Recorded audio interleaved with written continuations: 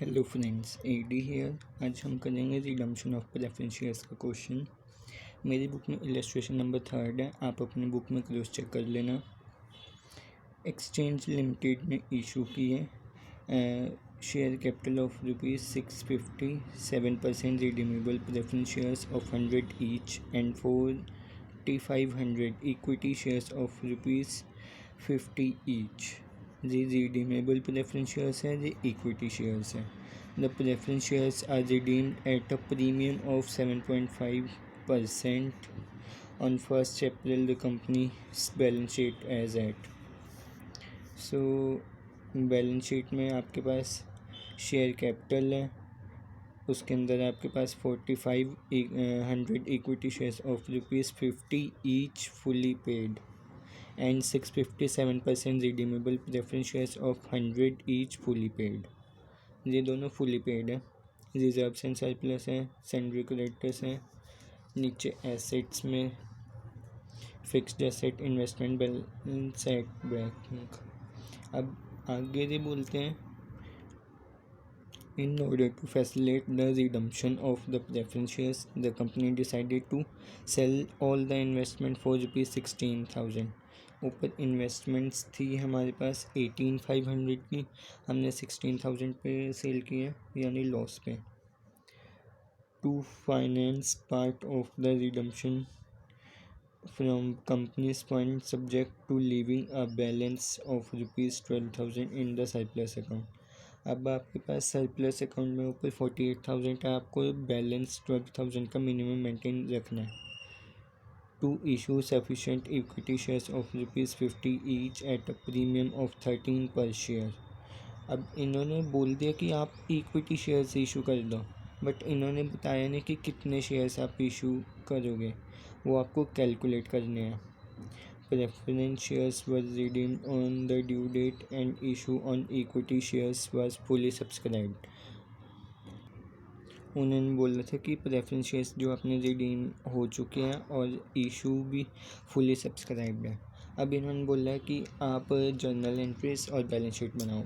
सो अब हम journal entries करते हैं। पहले सबसे पहले एंट्री होती है हमारी अमाउंट ड्यू की।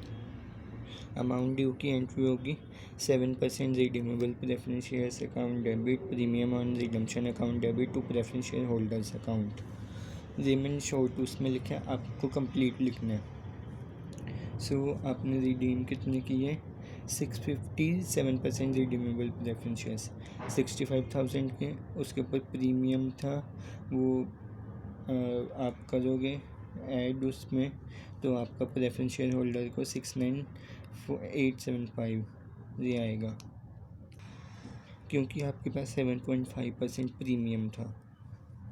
अब सेकंड एंट्री सेल की, bank account debit, surplus account debit to investments account.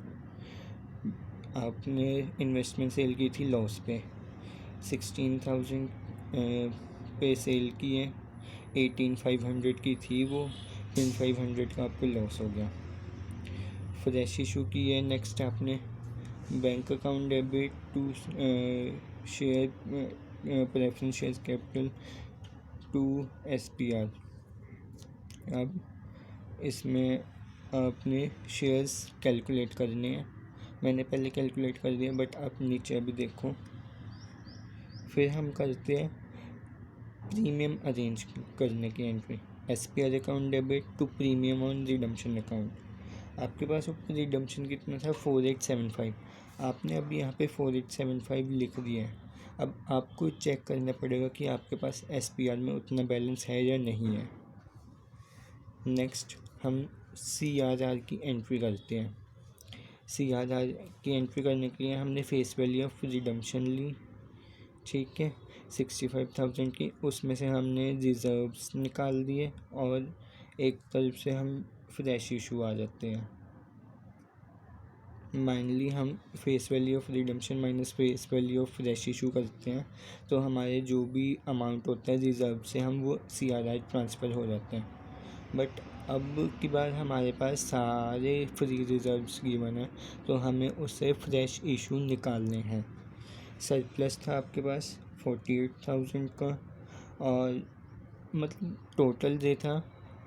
फिर आपको लॉस हुआ 2500 का ऊपर। आपने एसेट इन्वेस्टमेंट सेल की थी और उन्होंने बोला था कि सरप्लस में से मिनिमम बैलेंस आपने 12,000 का रखना है। तो फिर आप यहाँ से 12,000 माइनस कर दोगे। आपने पहले पूरी फेस वैल्यू अमाउंट ले ली सरप्लस की, फ्री रिजर्व के नाम पे आपके पास सरप्लस था। सो ये आपका आया टोटल 33,500। अब आपने 65,000 में से 33,500 माइनस किया, ये आ गया 31,500। और अब इन्होंने क्या बोला था, एक शेयर कितने का था, 50 का था।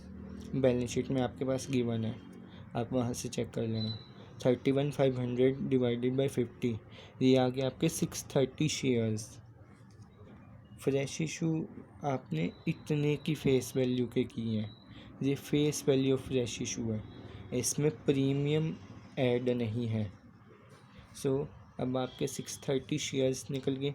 अब आप फ्रेश इशू वाली एंट्री में 630 इंटू जो शेयर कैपिटल थी 50 से मल्टीप्लाई, SPR को 13 से, ये आपका 31,500, 8190 और बैंक के आगे 36,690। फिर अब आपने देखना है SPR में आपको प्रीमियम कितना चाहिए था, 4875। अब आपके पास तो सफिशिएंट है 8190 SPR में। सो आप 4875 ईज़िली अरेंज कर सकते हो। नेक्स्ट हमने CRR की एंट्री नहीं की थी, अब हमने CRR की एंट्री कर देनी है। Surplus account debit to CRR। क्यों, हम तो फ्री रिजर्व से ही CRR क्रिएट करते हैं। Face value of fresh issue minus face value of fresh issue minus face value of redemption. पहले रिडम्पशन की माइनस होती है, जो भी आप कर लो। सो आपका जो बैलेंस आया था 33,500, यहाँ पे आ जाएगा। अब आपने क्या करनी है, पेमेंट करनी है। Redeemable preference share holders account debit to bank account. अब आपने शेयर होल्डर्स को कितना करना था, ये आपका अमाउंट फर्स्ट वाली एंट्री से आएगा 69,875। इसके अंदर प्रीमियम भी ऐड होता है, आप प्रीमियम भी पे करते हो। अब नेक्स्ट बैलेंस शीट हम देखते हैं। बैलेंस शीट एज एट 31 मार्च, जो भी उसके अंदर डेट है। सो सबसे पहले आते हैं इक्विटीज़ एंड लायबिलिटी। जैसे इन्होंने बुक में बैलेंस शीट बनाई है जिस वे से, बस आपने उसी वे से बनानी है, सिर्फ और सिर्फ अमाउंट्स चेंज करने हैं। जो जहाँ पे ऐड होगा वो चीज़ ऐड करनी है, जहाँ पे जो चीज़ माइनस होगी वो चीज़ माइनस होगी। अब आपकी शेयर कैपिटल थी 2,25,000 की, प्लस आपने फ्रेश इशू किया था 31,500 का। सो ये आपका आ गया 2,56,500। फिर रिजर्व्स एंड सरप्लस में सरप्लस का मिनिमम बैलेंस 12,000, CRR हमने क्रिएट किया। फिर SPR में बैलेंस बचा, SPR में बैलेंस 8190 माइनस 4875 माइनस करने के बाद 3315 आएगा। नेक्स्ट करेंट लाइबिलिटीज़ में आ गया सन्ड्री क्रेडिटर्स 56,500। अब एसेट साइड पे हम देखते हैं, नॉन करेंट एसेट में फिक्स्ड एसेट्स थी और करेंट एसेट में balance at bank 31,000 plus 16,000 and minus 39,690। ये 39,690 ये आपका फ्रेश इशू से आया था और ये आपका आया था सेल से। आपने जो इन्वेस्टमेंट सेल की थी जी उसके, और ये आएगा आपका फ्रेश इशू से, ये तो आपका माइनस होगा 39,690। ये भी आपका ऐड होगा। फिर आपने पेमेंट की थी लास्ट में, सो 69,875 ये माइनस होगा। सो ये आपका बैलेंस आ जाएगा 16,815।